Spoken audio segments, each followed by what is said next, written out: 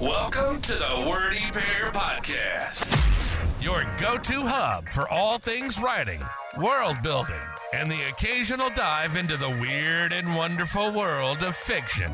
We're breaking down the barriers between you and your next great story. Whether you're a seasoned scribe or just scribbling your first sentences, we've got something for you. We'll be discussing everything from crafting compelling characters to dissecting the good, the bad, and the downright bizarre in the world of fiction. Okay, this script says you guys are eccentric. Isn't that just a 3-syllable word for weird? No offense. So, whether you're in need of inspiration, a good laugh, or just a couple of weirdos to keep you company on your writing journey, you're in the right place. Thanks for tuning in to the Wordy Pair Podcast.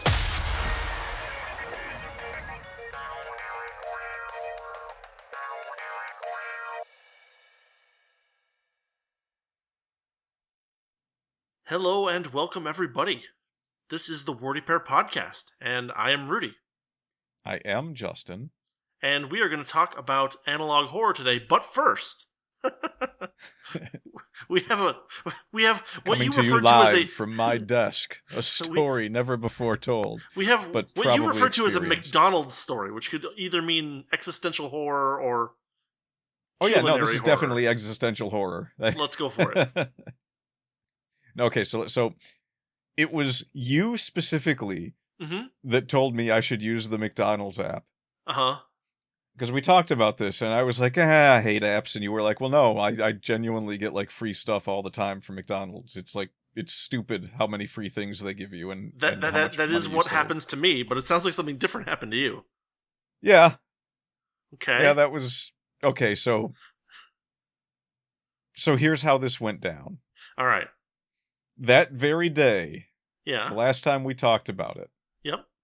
I downloaded the app. Okay. I put it on my phone. I put in all the information. Yeah. And it asked me to choose a location as a default, and Uh-huh. I chose the McDonald's right by my house. Okay. Now, I want to point out that up to the point where I decided to go out and get McDonald's for everyone today, Uh-huh. and I said, okay, I'm going to drive down. I stopped at the video game store by the mall, Yeah. as you do. Sure. And I said, okay, I'll get some McDonald's on the way home. I go and do my little video game thing. The shelves are barren as far as Wii games go, by the way. They're not barren in the sense that there's none there, but they're all like the same 20 games, and they're all Deer Hunter and Madden. you know. I think there was like one copy of a crappy Zelda game. I think it was that Zelda's Crossbow Training or whatever. So yeah. So I get done with that. I sit down in my car and I'm like, all right, I'm going to order McDonald's and it'll be nice and ready for me when I pull up in the drive-thru. Okay. I will admit mistake one was going through the drive. No, you know what? Actually, in the end, that ended up not being a mistake because you know how they've got that little, we'll bring it out to your car curbside pickup I do both. thing? Yeah. They both work for me. Yeah. Yeah. So, but I had gone through the Taco Bell around here like 100 times, and every single time now, well, everywhere is like, are you ordering with your mobile app today?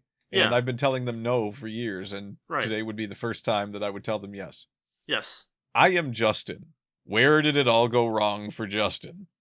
Did you order something that you liked? No, actually. It's nothing that I ordered was necessarily the problem. They had this new like barbecue bacon quarter pounder thing, and I was like, you know what? I'm ordering on the app for the first time, and Give it a there's shot, a discount. I'll give it a Yeah. shot. No big deal. That's not where things went horribly wrong. Okay. I drove to the McDonald's by my house. Yeah. I go through the drive-thru, and they ask for my code. Uh-huh. I want to know at what level this is my fault. Okay. Because they did not have my food, and they had no idea what I was talking about. It didn't take me too long to figure out what was going on, Uh-huh. despite the fact that I had put in a default location. Uh-huh. The app decided that it was going to choose the McDonald's that was closest to me. Oh, Now, at the I time will- that you made the order. Yes. I see. I will fully admit that it probably popped something up that was like, we'll get it from this location for you. Yeah, they usually, But it's usually like at the top of your, yeah. Is it No, truly my fault when I put in a default location? And it's And not I'm your default thinking, location. the very first time I use that was the best part too, because I pull up to the window, I'm like, yeah, this is my first time using it, so I think I've got the right thing here. Here's my code, and he's just like, no, and I'm just like, well, that didn't work. Huh. So now they didn't even have it in their system, which they wouldn't. If well, you no, he actually found that odd. He was like, oh, I don't even see that in here anywhere. So yeah, Well, I was like, you know what? This isn't your address. I ordered it from the wrong McDonald's. I see what happened here. Okay. So, there is another McDonald's in completely the opposite direction, right back from where I had just come from, obviously, and then I had to go like the opposite direction on the road that I was on. Right. And it's a ways down there. So I go all the way down to that McDonald's. I pull into the drive-thru. Yeah. I give them my code, and they're like, oh, is this Justin? And I'm like, yeah. They're like, yeah, you're at the wrong McDonald's. Again. Because, since there's really only 2 McDonald's that I regularly went to in the area, that being the one by my house, and when I used to work at a certain place, it was the one I was currently at. Yeah. It had completely slipped my mind that there was actually a McDonald's right across the road from the place that I had made the order. Oh. So I had now gone to 2 McDonald's. Now, I will admit that at this point it is fully my fault, because I had an address and everything, and I just didn't... I've never bothered to look at the address structure in No. that area, I mean, there's a certain degree to which I think this is a forgivable mistake. Like this is one of the things that you do have to get used to with the app is checking the address of where it's going and making sure it's the correct one. And I don't know about you, but I do not know the addresses of most McDonald's. Like, that's not usually how I find them, right? Usually it's like there's the thing sitting up on the big golden arches. I go there, right? And so yes, I did have this problem a couple of times when I first used the app, especially when what happened was I would look at my credit card statement and I would find these weird charges. I'm like, what the hell is this charge for? And it's going to, and like, it was just like a weird name and like some weird numbers. Finally, after like spending 10 or so minutes looking at that number and then searching that number on the internet, I discovered that it was the telephone number of the McDonald's where I had been getting food. And I was like, oh, these are my McDonald's orders. They're not fraudulent things. I don't need to report them. This is actually a thing. And from then on, they've improved that. So so it now says like McDonald's instead of like, you know, I don't remember what it said before, but it did not say McDonald's. It did not say food.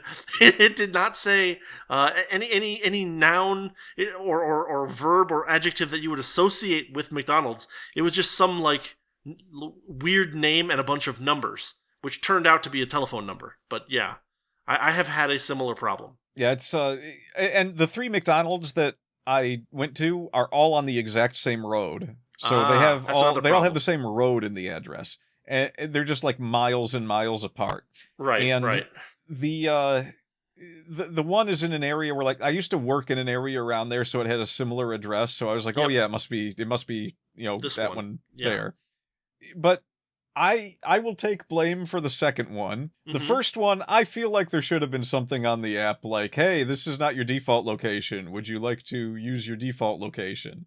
Because it was just a big yellow button. I agree. I agree. There's definitely some problems with the app, like having to pay attention to the address that you're choosing, and maybe even click on it and like look at the map and make sure it's like the right one. Fortunately, for me, I haven't had that problem too much because I'm usually at my house when I make the order. So like the closest one is usually the closest one. But yeah, I can see how that would be irritating. So do you want me to get to the funny existential dread part of the story now? Yes, go for it. Because we haven't hit the punchline yet. The punchline is not derp stupid, did not use app right. That's not the punchline at all. Okay. And this is kind of where I was like, okay, this was not worth the free French fry that I got today. Uh-huh. Yeah, if you drive 30 miles. I get to the 3rd McDonald's, which fortunately was on the way back home. Yeah. Although the person at the second McDonald's was like, because I still couldn't remember the third McDonald's. I was like, where is this third McDonald's? Right. And the person at the drive-thru was like, oh, you turn left out of here, and it'll be on your left. It was actually on my right, and that's Sure. when I realized, oh wait, it's that one that I like never even look at. Right. So I get there, and after having driven at least 10 miles in Yeah. my quest For to feed my McDonald's. family McDonald's, I get to this third McDonald's, I pull up, I give them the code, they have my food. Well, they claim they have my food. Uh-huh. And then I pull up to the window to get my food. They hand me both of my drinks, which I place in the car, and then I Yeah. turn around to the window, and the woman in the window says, just 1 minute while we finish up your food. Okay. It was like a half hour after ordering on the app, and my food was not done. So the way that the app works is that it tracks you through your, what do you call it, your GPS, and they only start the order when you're within like a mile and a half or something like that. I was within a mile and a half twice. No, by my count. There's a like that food should have been under a lamp for 20 minutes at least. No, they have it set up to deliberately not do that, which I mean I think is better than the alternative of having your food under a lamp. I just want to believe that... probably they had made it when you drove by, 20 minutes ago, and they had like thrown the food away thinking that you weren't coming. Because I've had other slight horror stories. They always end up with me getting the food, but like for instance, one time I went to the I drove up to the pick like the curbside and I sat there, and someone else drove up next to me at about the same time, and I waited a couple of minutes, and someone came out and they gave a bunch of food to the people that had parked next to me, and those people drove away. And then I waited another 2 minutes, nothing happened. I waited another 5 minutes, nothing happened. I checked the app, and the app was like, it wasn't in the state where like you're gonna get your food in a minute anymore. It was like in the state of like, here's your points for ordering, and I'm like, okay, fine, that's a little odd. Yeah. So I did have to walk in, and I had to say, hey, I ordered this, and I've been waiting, and it looks like it got completed. And they're like, oh, we thought we gave that to you. I'm like, I didn't receive it. And they're like, oh, okay. And so they remade my food and gave it to me. There have been times where there was a significant where there was a little bit of a time problem with it, and I don't know, but like I feel like I don't get any better accuracy with my orders on the app compared to like talking to a person and having them type things onto a thing. Which no, you're not going to, because all of the screw up is not on the ticket right. that they get. It's on the It appears to be that the screw ups are typically on the person assembling the burgers, but yeah, it's one of those things where you have your one or two funky experiences, but in general, I still feel like the value is there, in the long term. Probably, but there are so many things that I find funny about this, and you've added another one, because now my vision of what happened when I was driving around, you're saying that they look at your GPS to see when you're coming. So now I'm picturing there was just some guy in a back room watching a GPS tracker, like losing his mind. He's like, where's he going? What's he doing? He's going down the road. He's 3 miles away again. He was just here twice. Yeah. No, that is a... But there's also...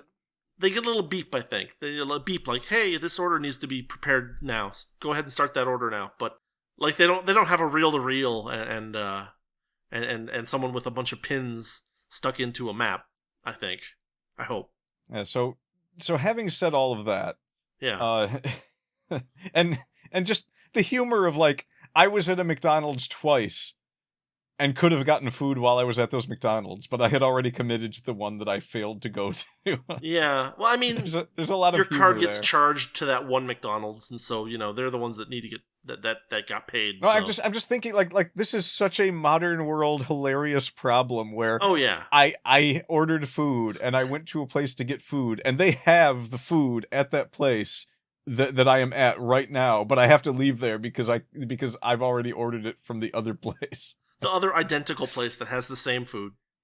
This is a problem that I have never encountered. You fell victim to the problem of having too many identical fast food restaurants in a close proximity to your location. Are you saying I fell victim to one of the classic blunders? Yes. Well, no, I guess it would be a modern blunder. No, but no, seriously, this is the first time in my life I have experienced this problem, and it coincided with the very first time I tried to use an app to order food, and I think that's hilarious. It is hilarious, but unfortunately, it's pretty common. Well, now. Well, no, I mean, like usually the first time using something is the time that you're not sure exactly what you're doing and you make a mistake. Once you get that shit down, you're good to go. Sure. But it's just the sheer amount of things that are funny about it when you really think about it. I love it. Yeah. I mean, do or do not. There is no fry. I mean, it's almost horrifying. And, bringing that up, we can segue right into how great it would be to actually turn my entire story into an analog horror. I wonder if we could do that. I think we could do that. Maybe we should try to do that one day. But let's talk about analog horror. Yes, let's talk about analog horror. So, you came up with this, you proposed this topic to me, and I'm curious as to what were your motivations for coming up with this topic, seemingly from nowhere. My motivations for giving you this topic were very simple. I was sitting in my basement watching some analog horror, and I thought, it's not that it's a different type of storytelling, if you really think about it, but the presentation is a little bit different from a lot of things that we see currently, and there's definitely a touch of potential in what was done, because it kind of tries to appeal to a lot of things. You have a bit of a horror element, you have an element of being a visual medium, and you have an element of appealing to nostalgia. Okay. In minor ways in some cases. And so as I'm watching this, I'm just like, this could potentially be a much better storytelling medium than what it actually is. So, well, it's one of those things that I think that it's one of those things that kind of exploded in popularity, and so a lot of people, without much thought, started creating it as well. Yeah, the normies got in on it a little bit. But I wouldn't call the people normies that started making bad analog I don't know. horror. I feel like some of the people that made it didn't quite have a grasp of horror, and they didn't quite have a grasp of what analog, in terms of old footage from years bygone, might mean. Mm-hmm. But let's talk about some of the elements that make it up. So you said you watched a few of them. Quite a few, yes. And I watched a few of them. We picked that one. I don't know if you watched the whole thing, but the one that they kept pronouncing differently, the Mirahoy. Yeah. Yeah, it was. I'm going to go with Mirahoy because I think that's the last one I heard. So whatever. It was like M''ROHOJ.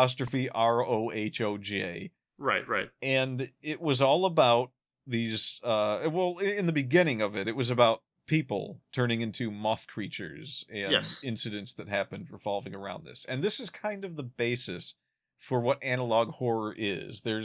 It's almost got an SCP vibe to it. There's a lot of body horror elements typically. Yeah. There's a lot of... It's almost all body horror, except in the case of the weird events. Yes and no. There's some stuff that's like body horror by proxy, like doppelgangers. That's not technically body horror, but it's but it's so the funny elements. Thing. Yeah, the elements. Ahead. Well, the thing about it is also that it's like of the moth of the Mirahoy or whatever it's called. What were you going to call it? Let's standardize. Mirahoy. All right, Mirahoy.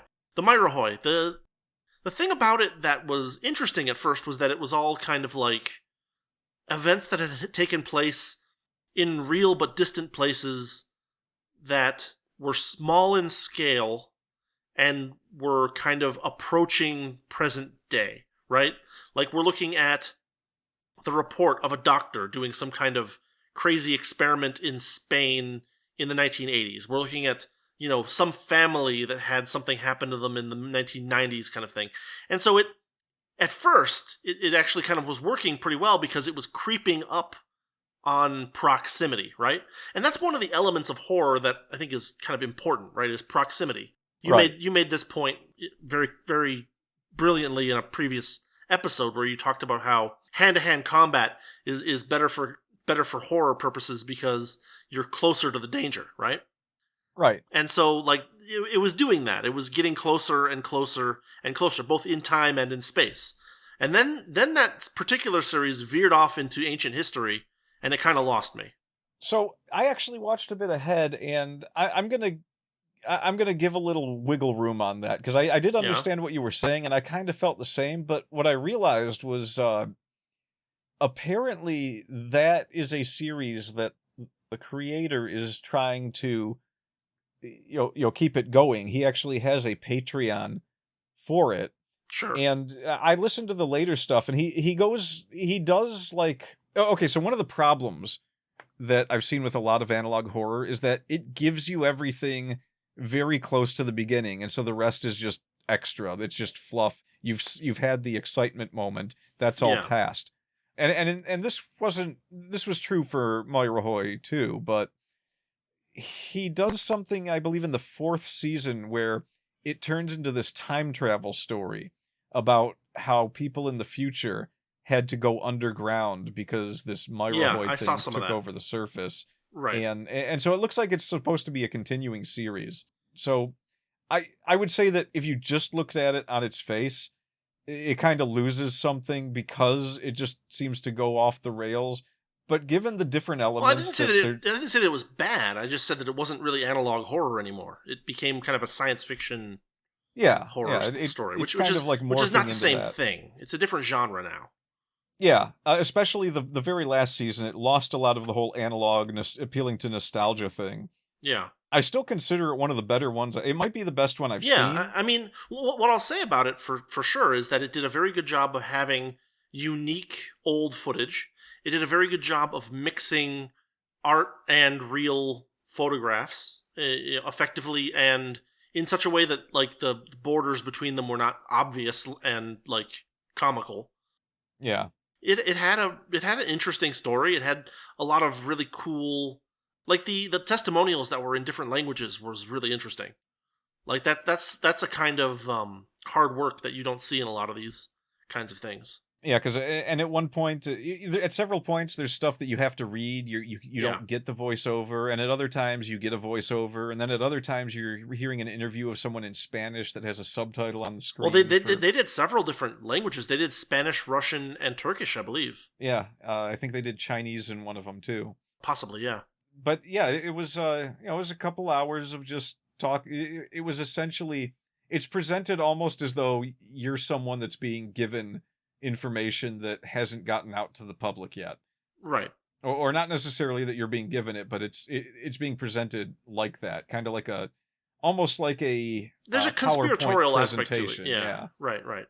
And that's another signature of a lot of them. A lot of them are presented in this fashion where it's like, this isn't something that's really known to the general public, and it's actually, most people don't realize this is going on.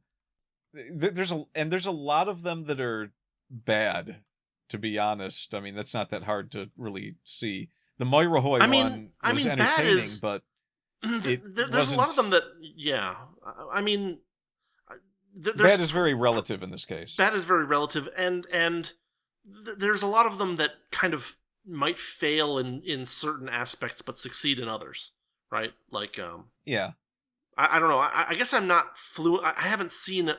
I mean, I'm sure that there's a bunch, like anything else, 80% of it is probably garbage, just like, music or anime or movies or whatever, right? It's just that's not the stuff that gets promoted by the quote unquote algorithm, right? So if you go looking for analog horror on YouTube, for instance, you'll probably find some of the more popular stuff before you get into the less popular stuff. And yeah, there's going to be a definite quality gradient between the popular and the unpopular when it's something as visceral as analog horror.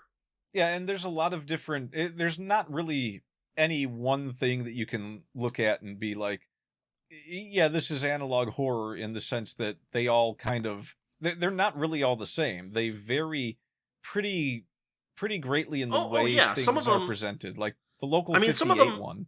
The Local 58 one. They were like fake TV announcements for the most part. Like fake TV. And that's pretty much all they were, right? Yeah, pretty much. but they kind of dealt with a variety of different topics, and I mean, some of them were okay, and the best one I found was the one called Contingency, which was basically the idea that if the USA loses a war, that there would be this message that plays out on all the TV things, basically telling everyone that there's an enforced order for all of us to commit suicide. Very, I remember that one. Very, very creepy idea. Yeah. And like something that kind of, poked at an interesting series of thoughts, and kind of, I mean, a lot of them focus a lot on like a sense of paranoia, right? Yep. And a lot of them fail because they focus on a sense of paranoia, but that paranoia is so distant that it doesn't really affect you specifically. Like, I was thinking about, let's see, there was Basswood County, right? And it's kind of this series about a bunch of strange kind of alien or monster beings taking over some county somewhere in the U.S. And, for instance, it had some issues with like major divergences between the real footage parts and the art parts, right? Like if you can't draw a human face that looks like a human face, then don't try to incorporate that into a photograph. I mean, you can do that if you're trying to like, put forward some kind of like some kind of breach where fantasy is entering into reality kind of thing. But like Basswood County did not have that feel to it. And so it was kind of like, number one, it's isolated and far away. And so it can't really bother my particular paranoid streak if I have one. And at the same time, some of the, pictures and stuff were so mismatched with the backgrounds that it was like, well, this is clearly not real, and it's not convincing me that it is real. There was the Walton Files had the same problems, where there was a bunch of, there's like a fake 8-bit video game and a bunch of fake instructional videos, and the job from Hell that's just straight idea, up a creepypasta. Was it? It sounds like it, a video game and weird video game manuals. I mean, no, it was like Chuck E. Cheese from Hell, only like they had taken all the animatronic things and put them in like a warehouse somewhere, but they still needed people to like watch the warehouse, and so it was like job instructional videos for someone who worked for that company. Oh, kind of like Five Nights at Freddy's. Yeah, kind of like that, only like, only like with the much more horrifying things they had at Chuck E. Cheese. Yeah, basically. But it kind of played on the ideas of like isolation and darkness, which is another common theme in a lot of these things. But at the same time, it was some fake company in some fake area that was far from me, and it was all confined to some building in a forest somewhere. And so I had no sense of like innate personal fear that one of these animatronic creations was going to come and hunt me down. Not even like a little bit, right? Whereas with something like, Local 58 TV, it's like an announcement on a TV channel of something that is not necessarily confined, of something that, for instance, does take over or, concern the whole United States, right? Yeah. And so that, again, like you said, with horror, the closer you can get, the better. And a lot of these kind of don't do a very good job of pulling the reader in close or suggesting that whatever's happening could end up close to the listener or watcher or viewer or whatever.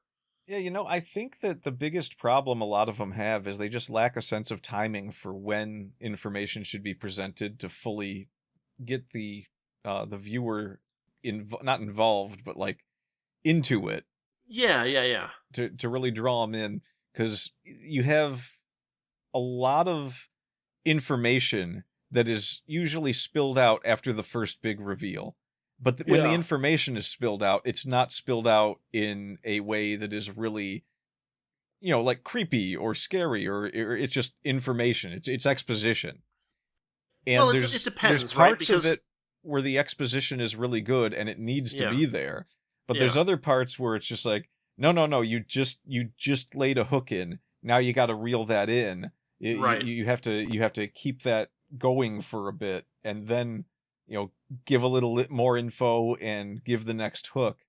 I watched several of them where all of the hooks were like seriously like right at the opening, and then it was another half hour of why do I care about this? Interesting. Yeah, the ones that I watched So the first one that I watched, I did the stupid tourist thing. I basically went to Wikipedia and said, "What's the most famous analog horror?" And it said, "Oh, well, No Through Road is supposedly like the first analog horror, movie short film that was made. Like it was the one that kind of set the genre going."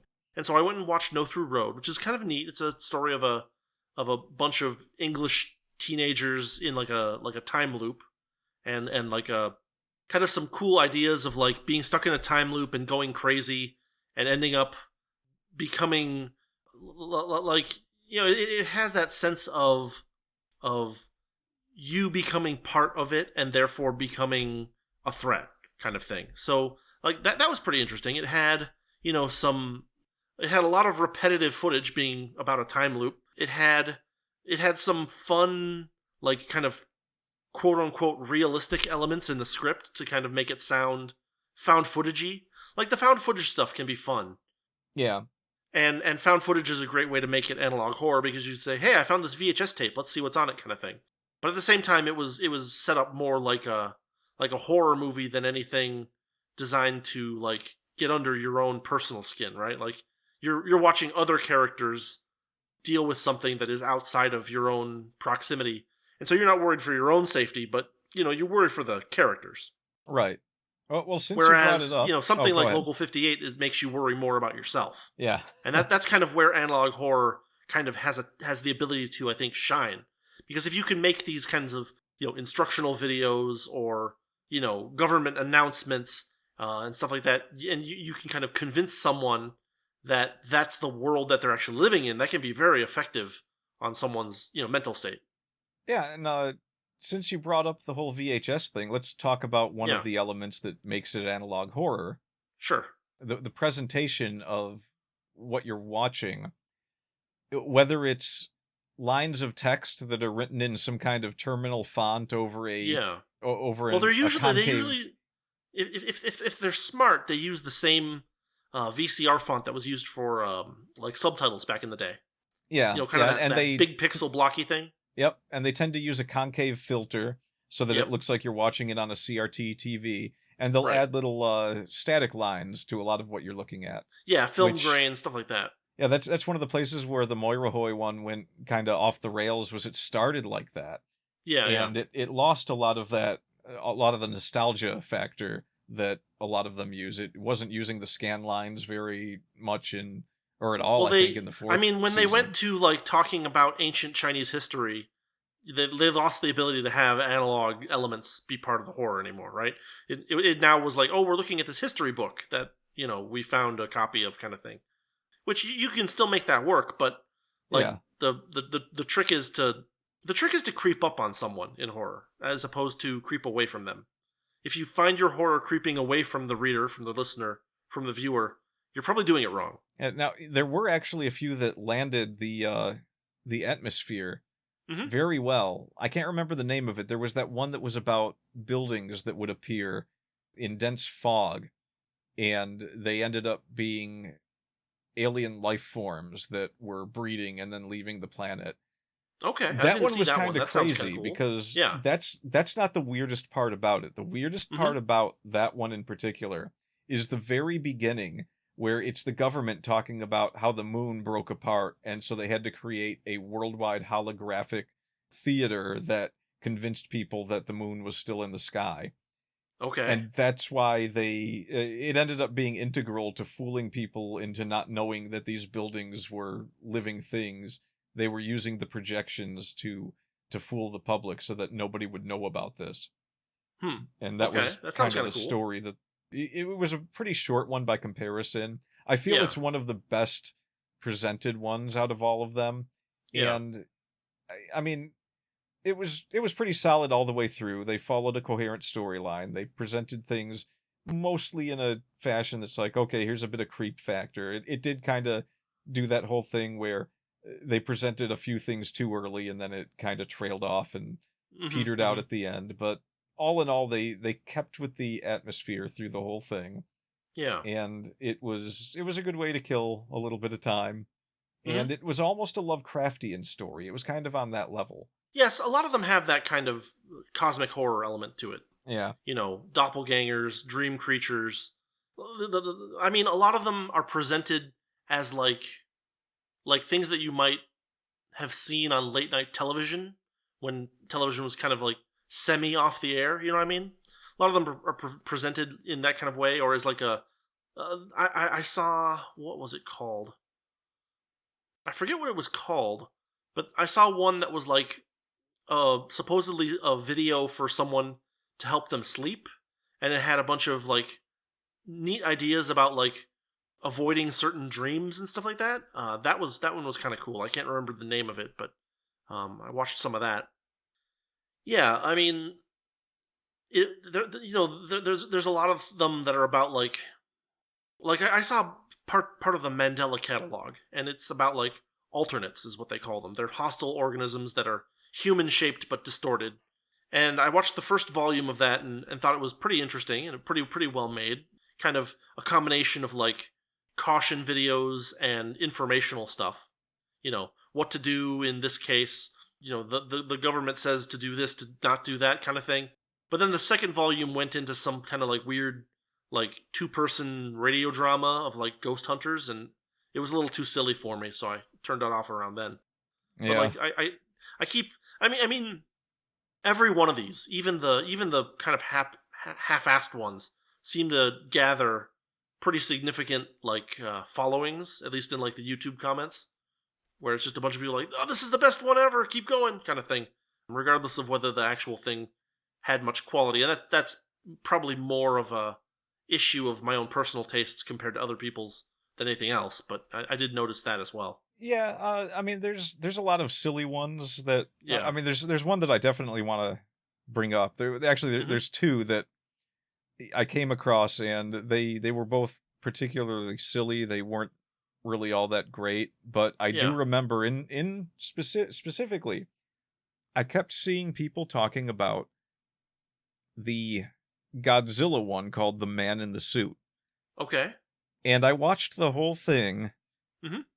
And I don't understand why it had so many people calling it great, because it was very boring. Okay, tell me more. But I mean, it was like an interesting idea. Again, the timing was very bad. They were all really, it kind of feels like someone started a project. They only wanted to do minute-long videos at a time, and then they said, okay, well, I have all these minute-long videos. I'll spin them all together into one story. Because if you go and you look at the playlist for it, they are about 1:30 to 2 minutes long, mostly. Okay, and interesting. That particular story is about the first person who played Godzilla. Okay.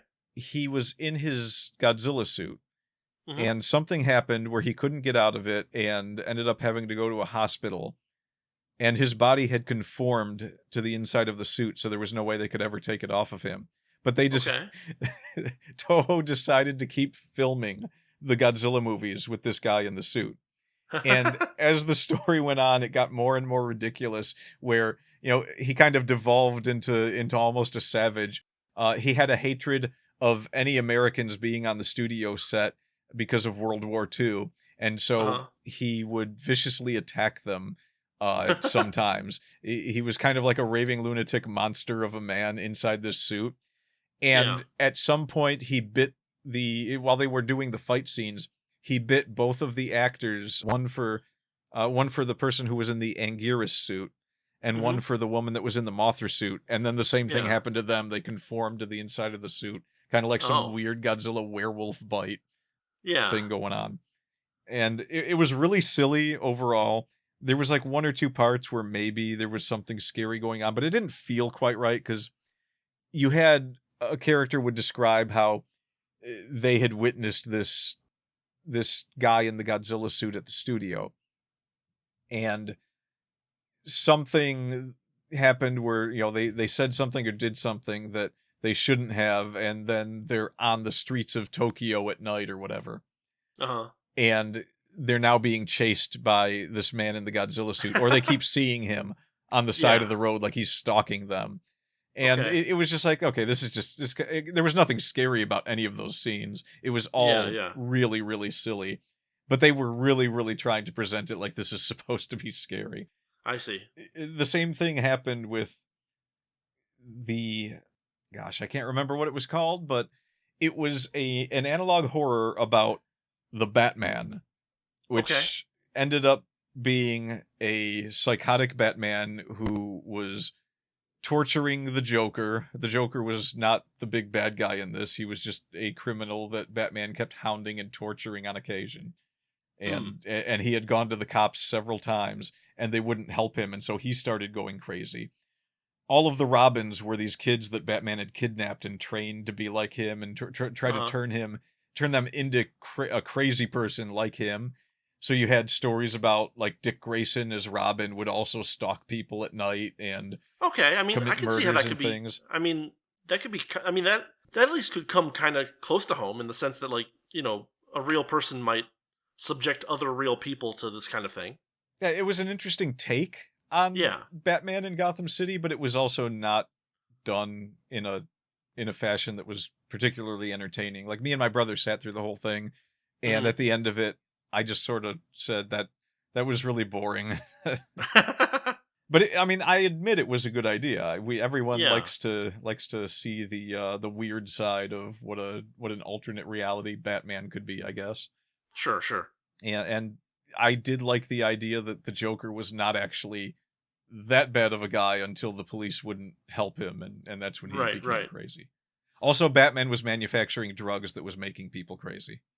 Oh, okay. So he's like kind of like a combination of Batman and the Scarecrow all at the same time. Yeah, and you did have a lot of you had a few interesting moments. Like, I think Timothy Drake, they did a segment where he was interviewed and or they found like his journal, I forget. Yeah. And he gave an account of trying to escape from the Batman, but he just wasn't able to do it. And he was watching the other Robins training with him and just kind of hiding and hoping that Batman would leave him alone in the Batcave, and then it was his turn and he would get beat and all these other things. I don't remember exactly, but it was interesting. But again, I don't know if you would really want to give a half hour of your life over to it. Sure. For maybe for the comedic purpose of just being able to talk about it with other people. Yeah, maybe something to watch with friends and joke about kind of thing. Yeah, it's definitely something that you could like. It's got that, hey, I know this is a bad movie, but I'm going to watch it just for the lulls kind of thing. Yeah, and we didn't, I mean, between you and I, we didn't really we grazed the surface mostly. Yeah. Because just a regular old YouTube search for analog horror will bring up plenty of content that you could never go through in a day. No, I mean, that's why I looked for, like, that's why I looked at the Wikipedia article to see, like, what was so well known that the people that bother to make the Wikipedia article on analog horror wrote about it. And so I found a bunch of that. Some of it was okay, and some of it was meh. And then I did some searches on my own and found a few things. And I watched some of that Mia Rajoy thing, and I watched 3.5 seasons of it. Which, at the point that it became a science fiction story, I was like, oh, okay, cool. I mean, I like science fiction stories, but this has moved so far from its original perspective that, if it was no longer relevant to a episode on analog horror. You know? I mean, I watched one called. So one of the things about them is pacing, right? Like, you've mentioned this already. Yeah. But, like, generally speaking, you want to kind of, hook the viewer and pull them in and scare them a little, and then drag them along a little bit further, and then scare them a little bit more, kind of thing. I watched one, or at least I watched part of one, called Petscop, which was about, like, a fake PlayStation game that, like, got all creepy eventually. But, like, the creator of that literally took so long to get to the creepy part that I lost interest and stopped watching. It was literally a half an hour of watching a fake PlayStation game character collect, like, shapes on a bunch of different, like, PlayStation style maps. It was it took a while. It took too long, I guess is my point. It seems it seems like a lot of analog horror is on the level of fan fiction or first time writing, where maybe there's a good idea there, but the person doing it just hasn't figured out pacing very well yet. Yeah. Because it does take time to develop that. Sure. if you've never written anything before. But I think as a concept, analog horror definitely has potential. And Oh yeah. I'm I mean, almost tempted to say that, like, maybe at some point, if we have extra time, mhm, we might want to try and throw one together. sure. No promises. No promises. But I think we could do a Mm, pretty good one between the two of us. I mean, I feel like I'm not particularly good at writing horror, but maybe more practice would get me there. Well, I mean, I could bounce ideas off of you, I'm sure. That's fair. Yeah, it's fun. It kind of has the advantage of. I mean, like if we want to talk about the advantage of it, like from a media perspective, like they're usually short. They're usually something where you can just like watch one quick video on YouTube and get a little creep factor kind of thing going on. Some of them are very creative. There's a lot of really fun aspects of like I don't know. There is something interesting and nostalgic, I guess, about that kind of old VHS cathode ray tube television aesthetic. Yeah, and a lot of it's presented kind of like a documentary. Yeah, yeah. Well, the ones I like best are not the ones that are presented like documentaries, but the ones that are presented as like instructional videos. Yeah. Because those are the ones where, like, to me, it's like imagine that you're in a world where something like this is happening, and it's become recognized that this is a serious problem, and people are like, well, what do we do about this problem? And so they're like, well, here's a series of possible things that you can do to protect yourself from this phenomenon, whatever it happens to be. And like, for instance, you can get a pretty sizable reaction from someone simply from telling them to make sure to look out their back door before they go to sleep every night, right? Like, Yeah. if you can create an atmosphere and a and kind of a feeling around that act of make sure to check outside your back door before you go to sleep.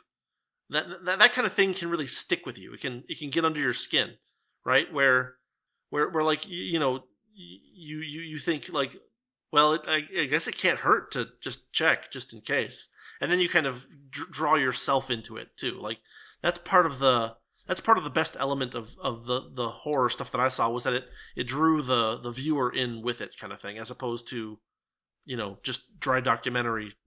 I mean, like the way that you do documentary footage is you have all of the reports gradually move closer to the viewer in some way. And yeah, that was why I kind of lost interest in the Mia Rojoy thing, because I was like, okay, ancient China, I get it, here we go. Whereas like the first parts where they had those interviews in various languages about things that were happening, and like the conditions that these things were happening were kind of almost like just barely believable kind of thing. That's the other thing too, is that you have to go with something believable, right? It can't be, well, I mean, it could be, but like, I guess there's a difference between analog horror and like cosmic horror in that sense, right? Cosmic horror is big things, and analog horror is something that could knock on your door. Yeah. Or, something that could be in your attic, or something that could, be under your floorboards. And the bigger you make it, the more, like for instance, there's that Stephen King novella, The Mist, which was made into a movie with a really good ending. But I actually just watched that recently. Yeah, it's pretty decent. It's not bad, but like once you get to the point where things are so large that they're just incomprehensible, you no longer it becomes much harder to draw the reader into that, or draw the viewer into that, as opposed to something where it's like, oh yeah, it looks like your neighbor. Just make sure he doesn't blink twice within 3 seconds. No, you're exactly right. I mean, the minute you saw the giant walking elephant thing in that movie, it's like, okay, this thing isn't scary. It's just there. Well, it's scary, but it's like scary threat, in a different sense. Yeah. Well, it's like well, I the thing about it is that you can imagine being in a house and hearing a funny noise and looking out your window and seeing one of those big flying bug things on your window and being like, oh, what the hell, right? But if one of those giant things was walking around, you'd probably know about it. Somebody would. So. Yep. I mean, at least at a glance. The other thing that that analog horror does that helps to give it a little bit more horror capability is it typically has that 1980s, 1990s aesthetic where, we're so used to instant and worldwide communication now that pushing us back to a time when that wasn't the case can be a good catalyst for horror, in the sense that you can't know what's happening the next town over kind of thing. Yeah, that's a anymore. really good point too, because a lot of them do rely on the fact that all these things happen to people, but nobody can really communicate it to anyone else. They're not walking around with a cell phone. Nobody just has photos of everything that's happening to them. All the footage is usually like in the case of the Myrahoy one, the footage is only collected by scientists who happen to be looking at this stuff. You don't really find it from the average person because nobody was walking around with a video camcorder in the 1980s. There was that cool little part of, there was some people that were up in the mountains of Spain with camcorders. Yeah. They were making some other documentary and they found some of this stuff. That was another really good, well done part of the Myrahoy thing.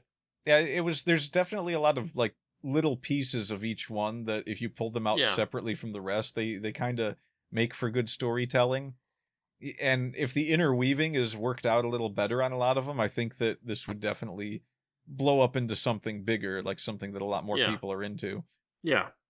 And I don't know, is there anything we're forgetting? We talked about the nostalgia a bit, the little way that it's presented like a 90s or 80s thing in most of them. Well, I mean, what I'll say is this. For anyone who happens to be listening to this who might actually be interested in analog horror, let me just say that most of these seem to be set up where someone created something and then they made its own YouTube channel for it kind of thing. And so if you do this and you do a bad job, just set it up so that no one can know who actually made it. And then try again. Because, you're probably not going to get it 100% right the first time. And that's why it's so easy to make multiple channels on YouTube.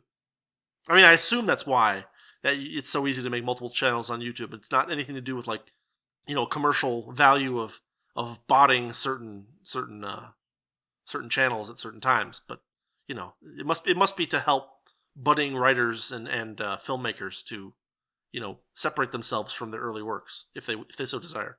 Yeah, and if there's, I mean, it's got a lot of similarities to SCP and creepypasta, according to my brother.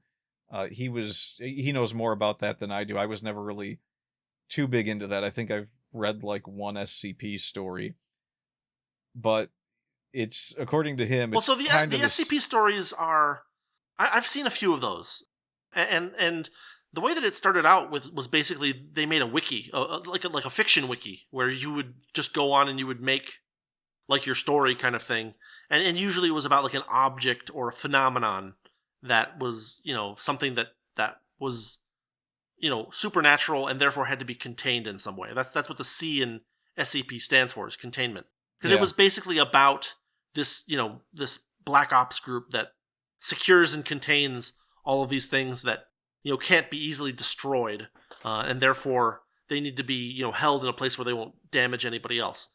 And so part of what makes those so much fun, if you're into them, is the clever use of redactions.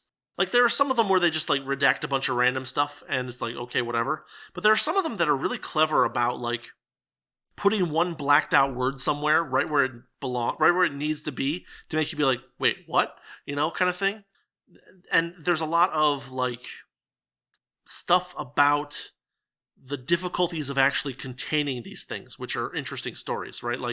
They have some giant black budget kind of thing, and so they can just basically throw people at these things if they need to. But they try to keep them as contained as possible. But typically there will be a couple of stories about, oh, this thing tried to get out and this is what happened, kind of thing. Yeah, and those can be fun too. So that's kind of, there's a lot of videos and fan materials made about SCPs, but that wiki was the kind of the basis of the whole thing, and so it lacks a lot of the analog oldness while still keeping kind of that fuzzy security camera aesthetic to a certain degree. And the redactions help with that. As for creepypasta, those are usually just horribly bad little short stories that, kind of make their way around the internet. Some of them are not too bad, but like most of them are very, very rough and even silly sometimes. Yeah, the creepypastas are, I mean, they're probably much more closely related to the analog horror in terms of exactly what you just said. Yeah. But if you really want to know what creepypasta is, I fully recommend going to the Retsu Prey channel and just watching. Yes. Is it Slow Beef that reads those? Yeah. There's a few of those. He reads. He does readings of a few creepypastas on the old Retsu Prey channel. I don't know. We could put a link in the. Yeah, I'll put a link in the description. But yeah, they're. I don't think I've ever read one that was particularly good. They all kind of have. I mean, there's that Russian sleep schedule survey thing. That one was pretty good. Oh, was it? Okay, I'm actually going to check that one out because I remember seeing that one all the time and I ignored it thinking it was just going to be garbage. I don't know. I found it to be. It had a satisfying spin up from like normality to insanity, and then it had a really satisfying ending that I won't spoil. Okay. And when I say satisfying, it was just maybe satisfying is too strong of a word, but it was like ooh, they wrapped this up quickly and very effectively, and in such a way that there's still a little bit of mystery left behind. And Scooby-Doo and the gang will definitely be on top of that. No, Scooby-Doo and the gang hopefully are not anywhere near anything. Yeah, well, we want the mystery solved. I mean, they always solve the mysteries. Is that what we call solving, though? I mean, just knowing the answer at the end when they need to, by taking a mask off of someone. Well, yeah, that's the solution to the mystery. Remove the mask. Remove the mask from the masked man masquerading as a ghost. That seems. I mean, like the thing about Scooby-Doo is that they never actually. Well, I think later on they started playing around with the idea of them like stumbling into actual horror. But like the original cartoon was basically about how there aren't really any ghosts, and so like for a kids show, that's actually a really interesting message in the sense that like, yeah, kid, there aren't any monsters under your bed. There could be people that pretend to be monsters, but generally they're just trying to protect something that they want to keep their hands on. Usually, I mean, the plot of the average Scooby-Doo episode is some guy knows that there's like oil under an old like abandoned amusement park, and so he haunts it as a ghost or something, right? Like that was the typical Scooby-Doo episode. Yeah, and because Fred, because every time it's a story of materialism and human greed. Yep. And because every time they came across a mystery, they solved it by unmasking someone. Fred just became completely fearless, convinced that that's how things were always going to be, and he was right. Yeah. So there's literally no moral there, but whatever. Yeah, I don't know. I mean, if we decide to try and make one of these, that could be interesting. I kind of had I was kind of thinking it would be fun to like take one of our stories and like remove the time of the setting of the story, to a time like before or after some big event that we wrote, and then have something happen that's more that's similar to like that we could tell in an analog horror style. Mm-hmm. So that might there might be something to that. We'll think about it. Alternately, just come up with something new. I mean, that's not hard to do. Yeah, I mean, there's all kinds of cool ideas that I think could be worked into an analog horror story. But that... And we shall name it How Many Hot Dogs?